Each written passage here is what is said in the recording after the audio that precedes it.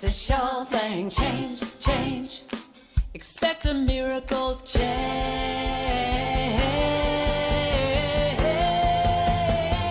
Watch me change when you change the way you look at things.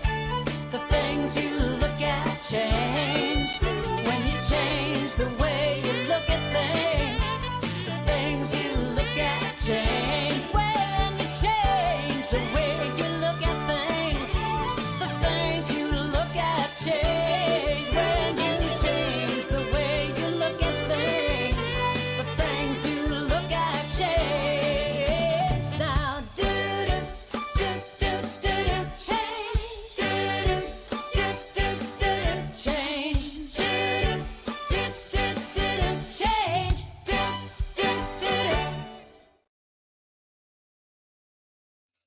Good afternoon and welcome to Spirit Cafe Show. I'm Barbara Jean and this is my co-host. Hi, I'm Marg. And together we're going to have just a wonderful time today. We are here having courageous conversations and today is no different. But let us begin with our land acknowledgement. We are honored to be meeting on this land that many First Nations, Inuit, and Métis people from across Turtle Island call home. We acknowledge and thank the original caretakers and knowledge keepers of this territory, the Mississaugas of the Credit, the Anishinaabe, the Chippewa, the Haudenosaunee, and the Wendat. We also give thanks to all other Indigenous peoples, recorded and unrecorded, who have shared responsibility for this territory. In honoring the Dish with One Spoon Treaty, which protects this territory, we accept our responsibility to peaceably share and care for the resources that surround us. We also acknowledge, as inhabitants of these lands, that inequity and discrimination continue to affect our BIPOC and 2S LGBTQ+ family. We therefore strive to be allies and take an active part in reconciliation. Recognizing our ultimate oneness and acknowledging our reality, past and present, we commit to moving forward in a spirit of mutual cooperation. We are one. Well, I'm so excited today that we have Pat Clarkson with us. Pat is a mindful retirement brilliant genius. I don't know what to call her. I'll tell you, this girl has got some smarts. After a 24-year corporate career, Pat reassigned to open her own consulting business. Her business focused on three primary areas: strategic planning, business training, and executive coaching. She retired from her business, having had the opportunity to work with organizations like U.S. Air Force, Singapore Police, Singapore Civil Aviation, Saskatchewan Indian Gaming Authority, CAMCO, First Nations University, West Wind Aviations, airline hotels, International Road Dynamics, and Affinity Credit Union. Whoa! That's a mouthful. This girl has been busy.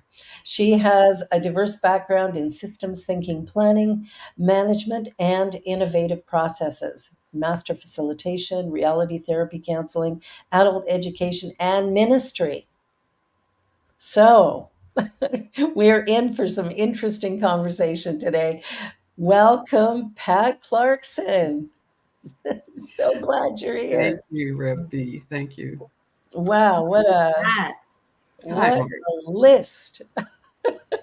It is quite a list. Pat and I, before we started the show, we were talking about when we met a number of years ago, probably 5-6 years ago, maybe at Unity Village. And so I think you were embarking on a new career at that point, or just about to embark on a new career, soon to graduate as a Unity minister, I believe. Mm-hmm. And so I read, I believe online, that you retired perhaps twice and recognized the importance of mindful retirement. And now you want to share that. Would you like to speak to that? Yes, I started my own business at 47, and then my husband got was terminally ill starting at 50, and he lived till 53. And then I closed down the business because I wanted to be with him. And then a couple of years later, I officially went into retirement. Up till then, it was probably just grief work. And then I retired. And I found that I love walking, and I could only walk my little dog so long every day. Curling is not on TV year round. I discovered that. All these books I thought I'd read never left the shelf. And then all of a sudden I had all this time in my hand, and had discovered unity and jumped in with both feet. Just loved it. And a year and a half later, I just got this message, you should go to ministerial school. And I remember saying, what? Because I hadn't been to church for 40 years before I found unity. I'd gone to church as a child, and Dad said, you can choose when you leave home if you go to church or not. And I chose not to. And so I went down to see my minister, and I said, I think I'm supposed to go to ministerial school. And I wanted her to say no. I said, because I don't know the Bible. And she said, who am I to say you're not supposed to be a minister? And that wasn't the answer I wanted. So I applied, thought I'd have a waiting list. Oh, no, I got it immediately. And so what happened was, I love learning. It's obvious I love learning from all the things I've learned. But the other thing about the learning took me back to an area of comfort, because I didn't know what to do with my days. I had so much free time. So even though the comfort may have chaffed at me sometimes, because the hours were long when I studied, because I wanted to really learn, and I had assignments and projects, it took me back to something comfortable. And then when I was just going to start ordination, I realized that I was to come home and support my mom, who has dementia. So I just stepped back, and I was fine with that. But when I did that, I said, I've got to get down this retirement, because I haven't got the money to go to school till I die, and I want to live a balanced life. So I took a year with no projects. I would take nothing. I wouldn't volunteer. And the phone was ringing because I'm back. And everybody knows that I'm really good at projects and all that good stuff. And I had to discover my purpose. And I had to discover what brings me joy and what fulfills me. And during that time, I had people that I knew showing up at the door saying, I need to talk about this. I retired and I'm not happy. How do I tell the people that stop me on the street and say, you're retired, you got it. You got that brass ring on the merry-go-round. Congratulations. And she was in tears. She said, how do I tell them it's not that easy? Because I don't know what to do with my time. Well, that's a really important question that I think a lot of us don't actually think about as we go through all these years of working with the plan. So many people, well, I'll just put in my 30 years or my 25 years or my 45 years, and then I get to retire. Phew. But what does that mean? Ask anybody who they are and they'll tell you what they do. Yes. So we're really tied in that. So this is a very important thing to consider as we get older. What are we going to do with our time? Well, in the adult education part of my life, I took my training in adult education, and they said, when you're training adults, don't embarrass them. Don't put them on the spot. Don't give them an exam that they're going to have to share, or like I would do exam at the start and the end to measure. I could actually measure the learning of the student and the group, but no one saw the results. It was done as a group. Yeah. So what I'm discovering is, in starting this business at 70, is the same thing applies to talking about retirement. Yeah. Because no one wants to say, I don't have a plan. Mm-hmm. No one wants to say, oh, yay, I've got, I don't know what I'm doing. You can't make them feel vulnerable. So this really is intriguing to me, that it's the same thing, because we're adults and we don't want to be seen that way. And we've got all this time in front of us. And so the clients I've had have really found me because they're in pain. about a certain thing, not necessarily associated to retirement, but it's part of. They have found the courage to come and talk to me, and it's kind of like, yeah, we'll see if we like you, and maybe, but they were just so desperate to have something to work through, someone and a process to work through what they were going through. Mm. Yeah, I think it's hard too when, your friends and family are dying, your spouse maybe has passed, and all of a sudden there you are, and now you don't have work either. So it's like everything, and your health may start to deteriorate also. Hmm. We tend to do less as we get older physically, and because we're doing less, our bodies seize up a little more. Well, at least mine does. When I don't go work out, it's like, help me get out of this chair.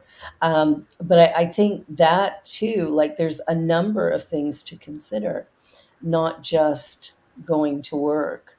Right. It's how do I maintain a healthy lifestyle if I'm going to live to 100? And I think that's something we have to start thinking about.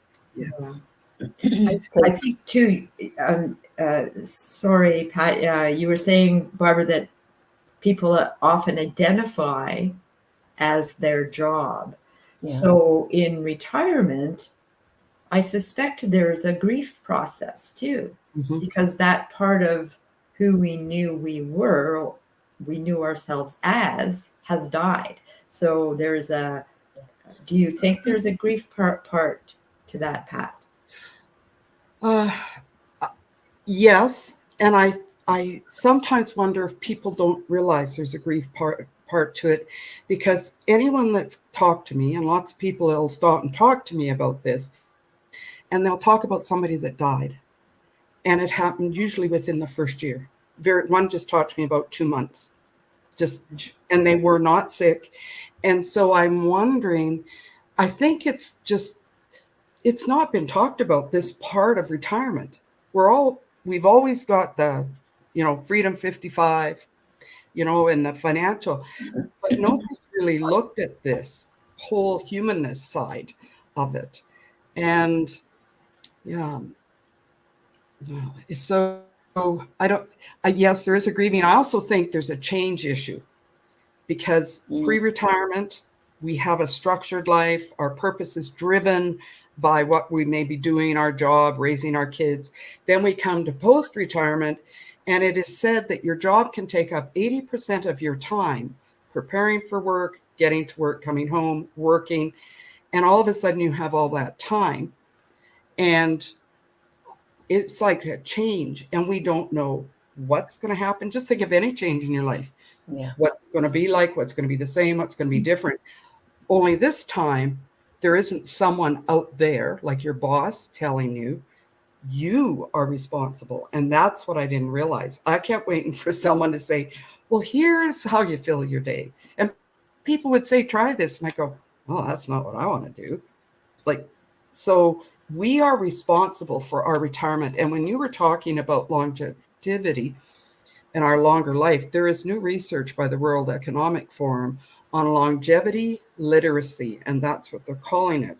And they're saying many years ago, like with my parents, you retired and you had maybe 20 years lifespan. So you could kick back and just relax and do what you'd like to do. They're now projecting that we're going to live at least 40 years longer. And they are saying from their research, you must have a purpose. You can't just float through 40 years. Like, it's just, we're not made for that. We need a purpose. And you need to stay healthy. And that can be in whatever form. I think that's an important couple things is purpose. What is it that brings me joy? What is it that gives my life meaning? And then how do I integrate that into my day-to-day experience? And the health one is easy because we can join a gym or something, which gives us a couple of things. It gives us a social Yeah. connection as well as, a place that we have to go, so we get out of the house and we actually do something that I think frees us up from getting locked in to staying home all the time and, getting worried about going out. I think COVID brought a lot of fear up about being in public. And so we're still trying to, pardon me, get people back in person in many cases where they not quite ready for it. And I think what's also part of the challenge is to realize that, like, the normal would be to join a gym, and I quite do enjoy doing weights, but I know people that do line dancing for their exercise. They Yeah. took a line dancing class. Aquasize, I know quite a few that go to Aquasize. So Mhm. it's opening up our possibilities, Yeah. that you get what you need, but it may not be how you think you get it. And that's part of the fun, getting into that process of discovering that. Yeah, and I think if you look for things that you like to do, I think that's sort of the beginning is, what do I like? That's what I like, the questions that you asked me before when we were on the Joy Show. The idea of what brings you joy Mhm. and how much time do we spend doing the joy stuff? And do we know why it brings us joy? Like, that was part of the question I asked you, because you knew immediately what brought you joy. And then I said, okay, while you're there in your mind doing it, what are your thoughts at that time? What are your Yeah. feelings? What's happening to you? And what's your body saying to you? And then you take that, and that's your decision-making matrix. Put down all the possibilities you want to do. Try some of them and see if you get any of that. You'll never get the ultimate of that, because that's what your joy, the one favorite activity is. But if you can get some of that, it becomes a place. And like you said, what's really important, as we all know, loneliness is a major issue right now. So you get to meet people. So you tried it and it didn't work. And like I shared, I tried Tai Chi for a year. It didn't work. I always thought I would, and it didn't work. But I met a lovely mother and daughter who had me over for Christmas dinner when I couldn't make it home. So I made friends. You also get laughter. You get out. You're doing, so Tai Chi is a form of exercise. So it's lots of benefits. But it's been, I think, when I was thinking about this call, I came up with old words with new meanings, because it really hit me. Because Mhm. I had to get courageous to be willing to even allow a thought that might be important to me or something I want. Because my whole life I've always said, like, I don't know how you grew up, but I grew up with, do not be selfish. That was selfish. That was, you're being self-centered. And then we go into our life and we get a job we have to do, and there's societal expectations around Yeah. job, parenting. Now we've got all this time. And what do I want to do? I had to be courageous to say, oh, put me in making the decision. Because usually I'd step back and say, I have to be responsible. I Yeah. have to bring in the money. So there's I those think, aspects. yeah, we tend to come up with a lot of shoulda, woulda, coulda. I Mhm. should do this. I should do that. Mm-hmm. There's your slide there. Old words with new meanings. Old words, So, because mhm, Courage and openness really spoke to me. And it's interesting because we had the spirit group just prior to this, and it has to do with what you tell yourself.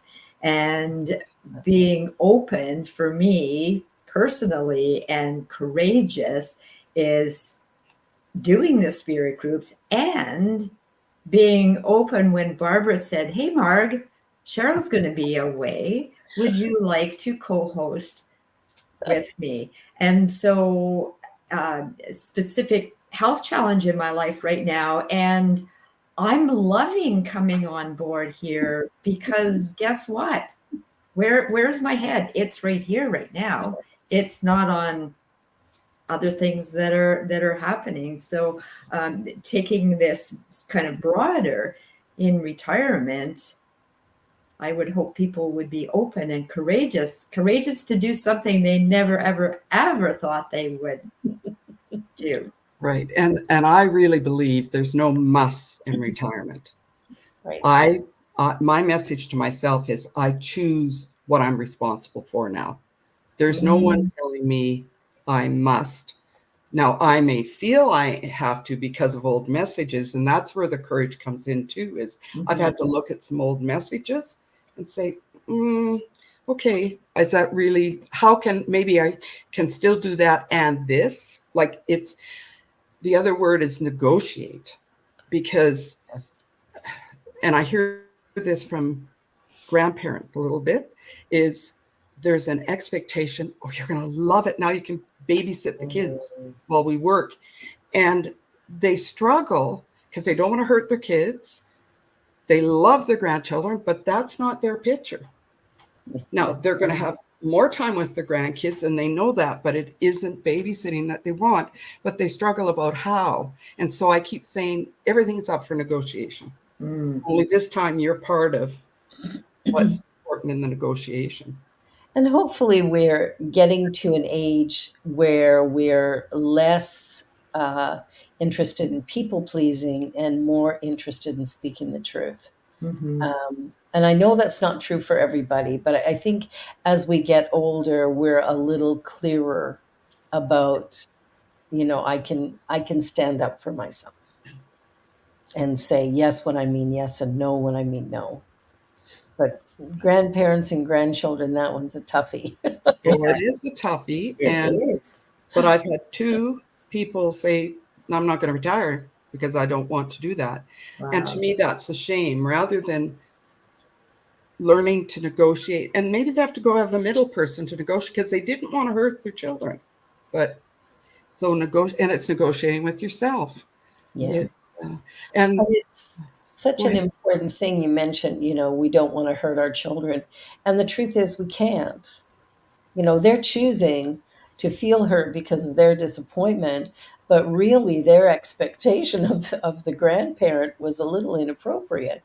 So ultimately, they deserve to be disappointed. At least that's my grandmother theory. I mean, I enjoy spending time with my grandchildren, but I would not be one to babysit my grandkids all the time. There's no way. I get too tired. Well, in my early 50s, I listened to a retirement speaker, Keith Walker, out of Ontario, and he was really good. And he said two things that stuck with me. And I had planned to work till I was 70 in my business. And one was, you are old enough where it shouldn't matter if anybody judges you.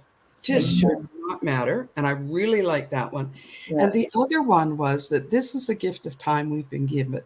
It's the only stage of our life where we know there isn't another stage. And some people don't get to have it. But that's another issue in retirement, is a lot of people don't want to talk about end of life, death. That one always amazes me because it's inevitable. The things that we avoid that can't be avoided. And it's, when you think about, they say the definition of insanity is doing the same things over and over again, expecting a different result. Well, I think sort of avoiding the topic of death is also a little bit of insanity, because ultimately we're all going there. And how we get there, or what that looks like when we get there, that's part of the process. But if we live fully in the now moment,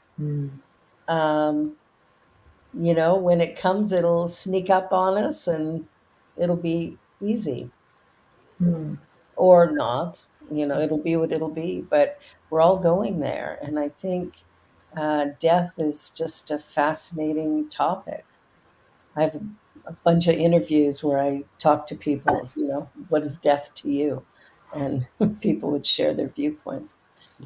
It's interesting. Another topic for a show, Barbara.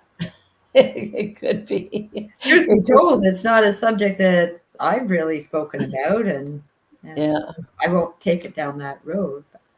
It's interesting, though. Yes, it is. I'll jump in on that too, Rev B. I had a family member choose to take medical assistance in dying. She knew the process and the family knew it was going to happen. But one of the people, after it had happened and she was gone, said, now what do I do? Just go to the grocery store and get a quart of milk? Not much has been said about family and friends experiencing someone taking medical assistance and dying. And it's a topic that has not been discussed much. And it needs to be. I did a service last spring, or June, I guess it was, and a year ago, June, for a woman who was doing MAID. And what she did was she wanted basically her celebration of life service to happen while she was there. So we did a service at a restaurant. They had a private room so we could, close it off from everybody else. She invited friends and family and was able to go around and chat with every person and let them know what they meant to her. And then I presided over, a ceremony celebrating her and bringing people together. And when that was over, I had almost everybody in the room come up to me and say, "You need to do this for everybody. This was the best thing that could have happened." And what it did, I think, was, when people are terminal, people don't call or show up because they don't know what to say. Mm-hmm. And when I arrived at this event, it was really clear that you could have cut the air with a knife, right? There was just that level of, we don't know what this is, because living wakes are not that common yet. And but when it was over, everybody was like, it was a little bit like popping a balloon. You could just feel the energy just immediately relax. All of the scaredness of it disappeared, and there was just a moment of relaxation where people were able to, start laughing and talking and sharing and having a more honest experience. And it came after I told a joke. It's like sometimes you gotta do the thing that needs to be done. But I think when it comes to death and dying, there's so much judgment around certain things. Like, some people think MAID is committing suicide, and it's, we put our animals down when they're too sick. We don't make them suffer right to the end, usually. And why would we make our people suffer? So I'm glad we can do medically assisted dying here. I would choose it in a minute. In a minute, if I'm terminal and nothing can be done and it's painful or whatever, I'm good to go. I'm A-okay with that. Now, we're going to take a little commercial break here because we're just about at the halfway point. Time flies. You're watching Spirit Cafe Show here on the New Thought Media Network, and we'll be back in just a couple of minutes. Don't go away. Stay tuned.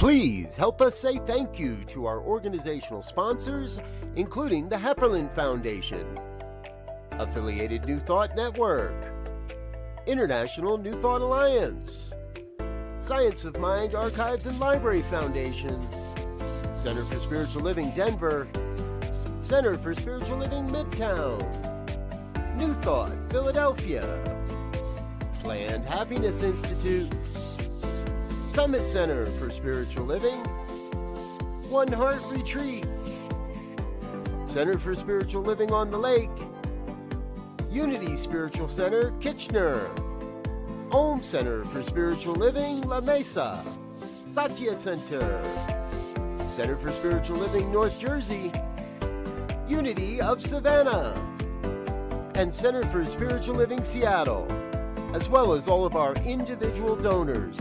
Thank you for making New Thought Media Network a place to be. Please come be you. And remember, like, share, and subscribe. New Thought Media Network, positively inspiring. Well, welcome back. You're watching Spirit Cafe Show here on the New Thought Media Network, and we have Pat Clarkson with us today, and we're enjoying this conversation around retirement and dying and planning, and oh my goodness, so much to think about when we're on this other side. I think, Pat, you used the word responsibility at one point, and I took it to a few places.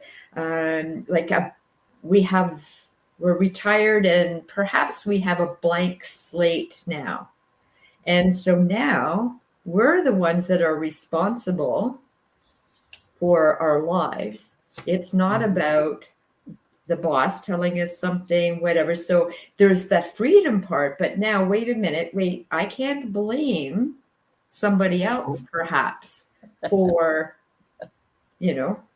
whatever. Yeah. Does that trigger any response from you? Well, one thing is I'm not an active counselor anymore. So if someone needs counseling, I will just suggest they might want to go talk about the specific issue, because mine is process and questioning. It's very much questioning. So we have a session together, and then they have some assignment, an exercise we started, and they can get hold of me 24 hours a day over the next 2 weeks till I see them again. And all I do is come back with more questions, because again, in pre-retirement, it's like we focus on the tangible. So if we go back to that question about who am I now, especially for the men, and it said that in the research, because we're so used to saying I am an owner or whatever.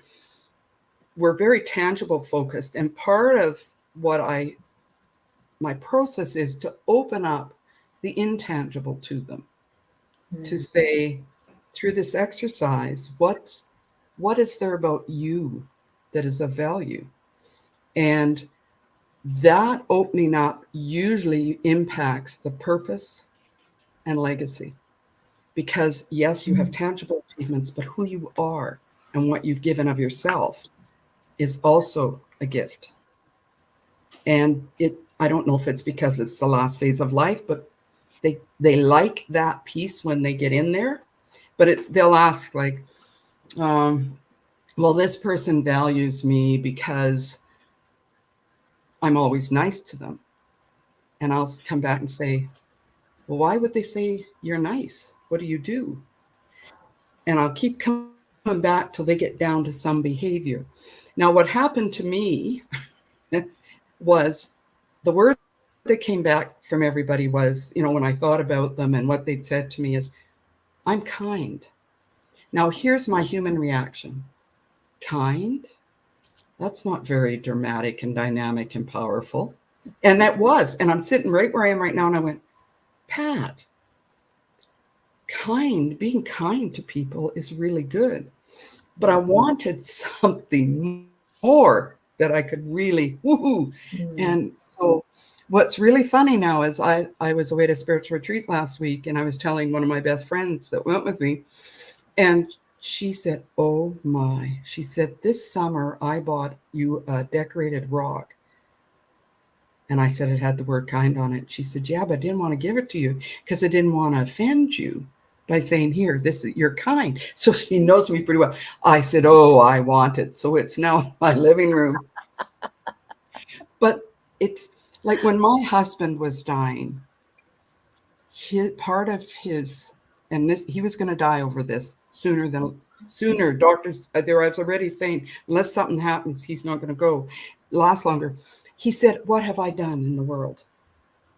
How have I made an impact? He said, I've done nothing like Einstein. And he was really brilliant. And he was. And I said, okay, what have you done? I said, you have 2 kids and you're a phenomenal dad.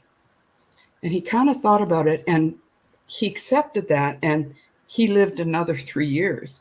But at that point, now the second thing that happened was 6 months after he died, I had coffee with his youngest. And she said, do you know what my dad did for me? She said, I learned how to say I'm sorry. I never would have learned it from my mom or anybody else, but my dad has taught me how to say I'm sorry. But we don't know the impact we've had on people. And part of this process, this mindful retirement process, is to open up that door for you to walk in. And that's why you need courage, because you're going to go in and discover what really makes you, what real legacy you're going to leave. That's a really important piece when you think about it, because we will remember the one thing we did wrong, the one person who said we were bad, awful. We won't remember the 100,000 people who went, oh, you're brilliant, and there's sunshine pouring out your ears. We don't remember that. We remember the one person, or the one time when we said something we wish we could take back, or like, it's so interesting how we will focus on one tiny little morsel when we've got a whole field of possibilities of really beautiful, remarkable gifts and talents and lives that we've touched, that Mm-hmm. we don't even know the lives that we've touched and the difference that we've made. It's And part of the issue I'm finding is that people think legacy is money. And it's part of a legacy. But both people were, a couple of people were so surprised when they realized it's their words, their actions that they're going to be remembered from. And I just talked to a man the other day, and he said, oh yeah, he said, like, after my dad died, people came up to me and said he was a good man. He said Yep. that was my dad's legacy, not the business he started and was successful. He said, and to be called that, and he said, I want to be called a good man when I'm gone. But people don't realize that truly is the legacy. It really is. And, it's interesting that we don't think about that, when in fact we're all wanting the pat on the back. We're all wanting the accolades. And yet, when we look at whether or not we're successful, we look at our bank account, what we're driving, where we live, how we dress, rather than going, wow, I brought a smile to a child's face. Or, right, like, we've missed sort of the gifts that we're bringing, because our purpose is not to earn 7 figures. Our purpose is to live. And if I have a dream about this, is that we have these retirees are gifted. They have wisdom and experience, and it's kind of like when we retire, it's kind of like and I'm saying we can be really involved in the future of the next generation. We still got lots to give, and if you within you can see the good within you, then that's what you're going to carry out in the day. That's what you're going to live by, and you're going to make an impact. And yes, we may be baby boomers retiring, and we had our impact, but guess what? We still can, and it'll be a good one because we've got the wisdom and experience. I think that's what our kids need too. Is I love the idea of um, multi-use type neighborhoods, whether it's condominiums or whatever, where you've got all different income brackets and you've got just every like family and seniors, and because it really does take a village to grow us. And Mhm. the more we have people around us, I think the better we are. We have a young couple that lives in the basement of our house, and they're amazing. You know, we get along really well. We've just met 2 months ago, and we're like family here in this house. And Mm. it's such a wonderful thing.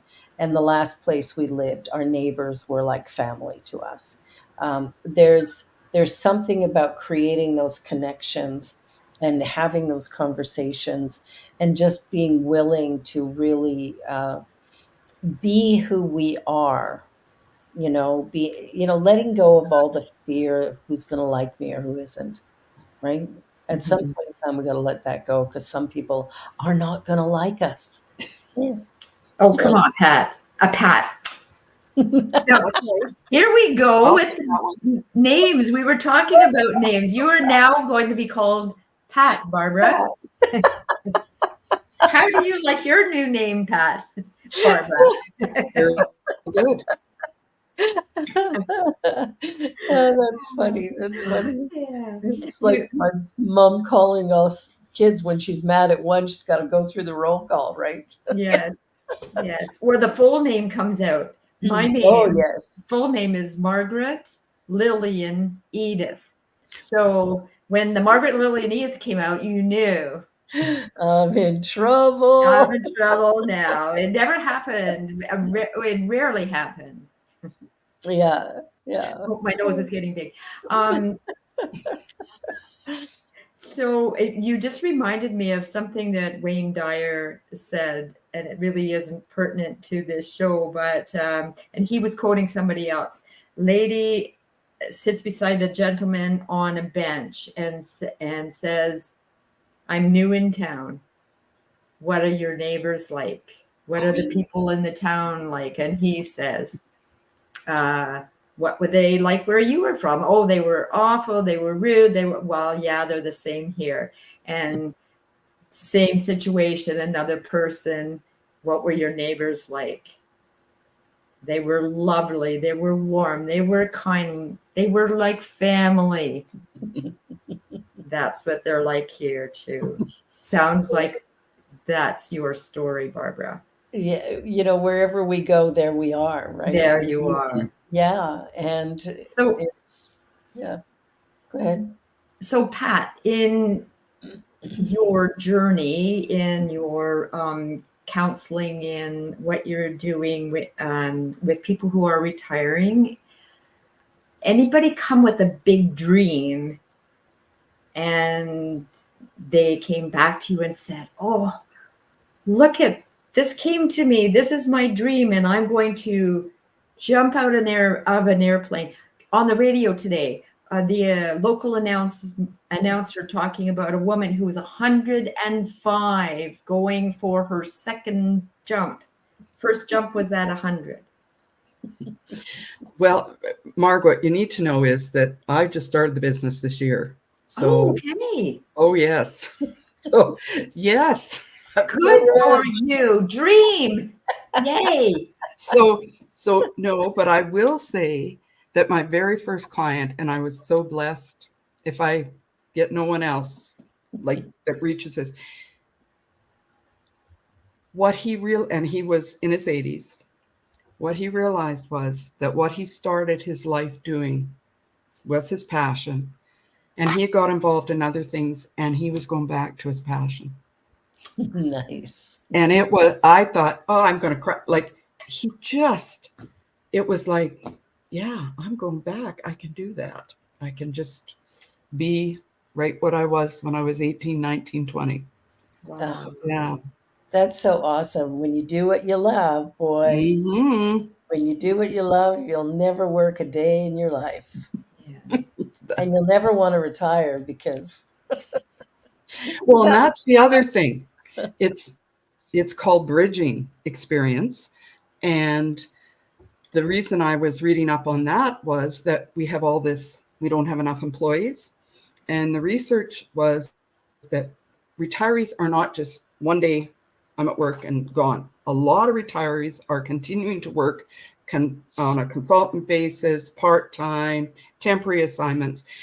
And when COVID hit, and prior to COVID, the retirees were really ramping up to fill those positions. COVID hit, they dropped off, but this, and the retirees again are starting. It's called bridging. They bridge into their retirement. They said, if we'd not had COVID, we would not have this employment issue of, restaurants having to close early because they don't have enough staff. And when I was traveling with my sister this year, we stopped at a place outside. We stopped at Unity Village and then we went for lunch. And this most amazing man was just behind the counter taking orders. And then he circulated the restaurant and he talked to everybody. And he said, I retired, but I miss the people. So I work here for 2 hours a day, Nice. right over their busy lunch hour. And he said, I am so happy. And I thought, and so's your business because we're all loving him. Yeah. And so he would be called a bridging. He was missing something and just wanted to come in and be his people. Yeah, that's such a great idea, that idea of bridging. One of the other things I heard of with seniors and university students, and I think it's in the US, but it was shared living. Because a lot of seniors, they have their home, it's paid off, whatever. But now they're getting where there's certain things that they can't do as well or whatever. And that a university student could move in, their rent would be way less than they would pay anywhere else. And they would help out with things like taking out garbage or bringing in groceries or whatever. But you start to create a collaboration between seniors and students. Students need support because they don't have much money, and seniors need some help because they might have less mobility, or they just want companionship because their partner died or whatever. And it's like all of a sudden you bringing people together that is mutually beneficial. I like that. Joining a legacy, creating a legacy. Creating it. Yeah. Yeah. Yeah, when I first heard it, I do on the New Thought Media Network, I do the good news the first Friday of the month. And I seen a story in Europe somewhere of this becoming a really big thing because the price of accommodation is so high that university students couldn't manage it, and trying to work part-time and eat and go to school and do all the things they needed to do. But pairing up with a senior made all the difference. Yes. And beautiful friendships were forged. Okay. All these solutions to things. We should be ruling the country. I told you should run for prime minister. And I meant it sincerely. It's funny because that thought has crossed my mind more than once, but I thought, oh man, with my baggage, media would have a field day. The irreverent Reverend, you won't believe what she did. Oh, come on. Oh, yes, I was something before I was something. We could be the campaign managers, Pat. I agree, Mark. That would be lovely. There we go. I've got my campaign managers. I'm ready to roll. Okay. No, I think we could. We need to look at this seriously. Just we need a write-in ballot across Canada. Well, I think that's the challenges that we're facing as a country. I think we really do need a woman at the helm. I think that's going to make a big difference, but it's going to have to be a big change because what we got ain't working so good.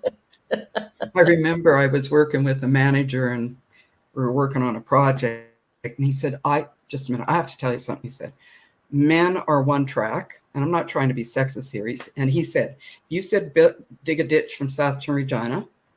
I'd get out there and dig a ditch. He said, but did you give it to a woman? she'd be planning it. Where's the workers? How do we schedule it? What's the most economical way? And so he was giving me a compliment, and I thanked him. But I thought, okay, I didn't think that about men. But he said we are one track. Mm-hmm. Yes. I don't want to say too much. I know, but you made me think of him. He's gone now, and he would appreciate me sharing that because he had a marvelous sense of humor. But he was really serious because I was brainstorming with him and coming up with all the things we needed to look at, and that's why he said, "Oh dear." Yeah, and even when I think about when my husband was learning how to cook when our daughter was little, and he would do up different purees to put in things to just up the nutritional value of some of the food she liked. And he made a lasagna, and the very first lasagna he made took 6 hours to make. But it was because he did one thing at a time. And a woman wouldn't do that. Well, although I'm learning how to cook at 70, Mm-hmm. one thing at a time. One Thank thing at a goodness time for for Hello now. Fresh. It's help, and every time I do now I get Hello Fresh. I'm so amazed it all comes together at the same time. Every time, like I'm going, how can that happen? Because I don't know how to cook. Wow. Well, I don't like cooking much, but I do know how to do it. No, I didn't know how. My mom had us cooking at a pretty young age, and then I was a mom at 16, so had to cook there. So, got a family to feed. You got to do what you got to do. Oh, but ask me to cook for a diabetic child. I can cook. I can make donuts for them. Again, what's your purpose? How does purpose impact what we do? I think that's a great question that maybe everybody should write down who watches this episode is, what is my purpose? And getting a sense of what that is, and then know that everything you do should fall in line somehow with that. And that's what would bring great joy, I think. Yeah, exactly. Exactly.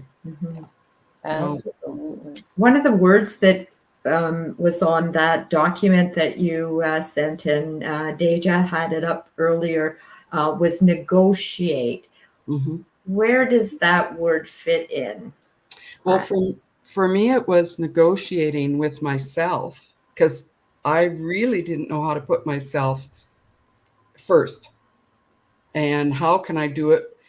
Because I had some old messages. So now mine is that when I'm making a decision, there's a piece of that decision that's, what about you? How's it going to be?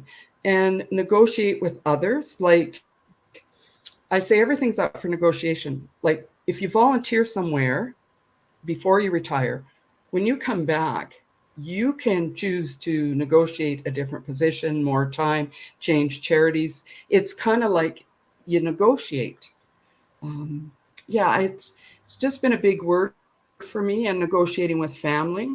Like my mom is in a care home with dementia, and I moved home to help care for her so my middle sister could retire. My youngest one had passed away.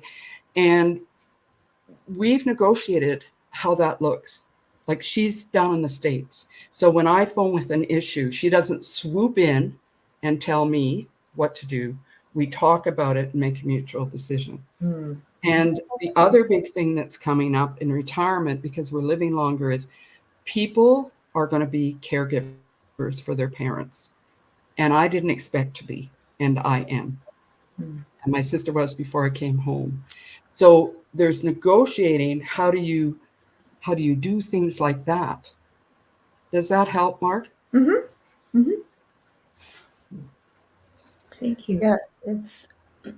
I think the words that you have listed are so important. Like having the courage to do what it is you really want to do. Maybe the thing you've been putting off from the time you were young. To sit back, and go, why would I wait another day? Right? When's the best Yeah. time to plant a tree? Well, 20 years ago. Next best time? Today. right now. So it's like, what is it that we've been putting off? Because all of us put stuff off that we go, well, I don't have time for that, or I don't have the money for that, or, or I have family commitments that, interrupt that. What is it that we can do to shift all that around? And I think that's part of, just moving forward in a way that's Mhm. more life-giving Yes, overall, right? yes. No, I would agree. Yeah, doing something different. So we're down to our last 4 minutes. And so, what I would like is for each of you to share one final thought that you think is really, really important as a takeaway from today's show. Pat. That it is perfectly normal if you've not planned for your retirement. And you don't need to do that alone. You can talk to a good friend, like find someone, you know, it's okay not to know, and it's okay and it's normal to step into it going, woohoo, here it is, and it's not what you thought. It's just normal. There's too many people telling me that it can't, it has to be normal. Awesome. Thank Thanks, you. Barbara. Thank you, Pat. What about you, Mark? What do you think is important out of today's conversation? Listening and hearing the wisdom, similar to the sharing wisdom group and the spirit groups. My eyes are always open, and from the dialogue, from conversations, that's the word, that conversations that happen. There's so many aha moments, and so keep on talking, keep on listening.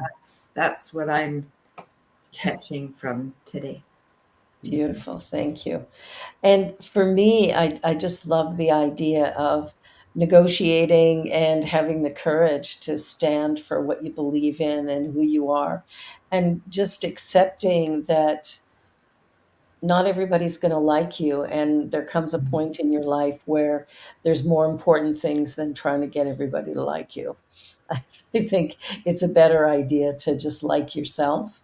Love yourself and let everybody else do whatever they got to do in their own time, in their own way, and find a way to just be gentle with yourself, to love yourself, and to know that there's no way you could know everything. So get okay with not knowing and just be teachable. I love it. I love this. Wise women having wise conversations. It's such an important thing to do. Such an important thing.